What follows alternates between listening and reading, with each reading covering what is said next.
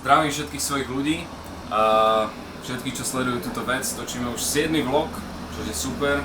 Sa nám podarilo z toho spraviť ako taký seriál vlastne, fakt reálny vlog, takže sledujte túto 7. časť.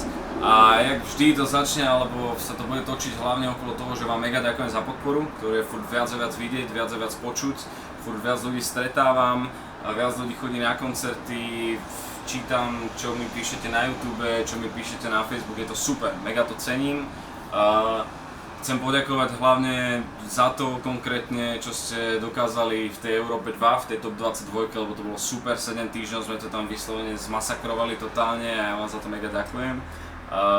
Takisto vám chcem poďakovať za to, že na YouTube kanále máme už skoro 5 miliónov videní a máme tam asi 19 000 odberateľov, alebo skoro cez 19 000 odberateľov, čo je tiež super. Založili sme Twitter, kde ma môžete zase sledovať a kde môžeme spolu komunikovať.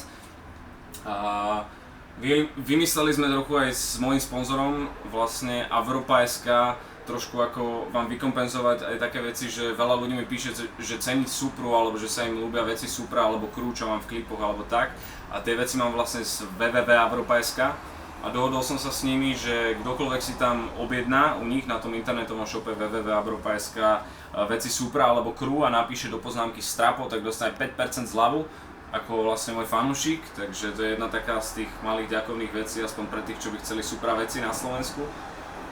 Samozrejme robím nové veci, makám na nových veciach, veľa nových hosťovačiek som posľuboval a dúfam, že sa mi ich podarí aj popísať. Chceli sme natočiť aj nový klip, tak dúfam, že sa to podarí tiež.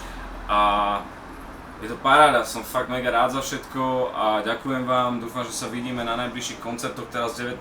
hrajeme v Pezinku, 20. hrajeme v Čadci, 26. hrajeme v Ostrave a 27. v Považskej Bystrici, to sú najbližšie 4 koncerty. Verím tomu, že tam bude veľa ľudí a že to bude veľká kalba, tešíme sa na vás aj so Spinom. Cením, že ceníte, dzime dzeci a konečne si užite to lepšie počasie, ktoré konečne prichádza, teda aspoň dúfam a dúfam, že to aj ostane. Držte sa.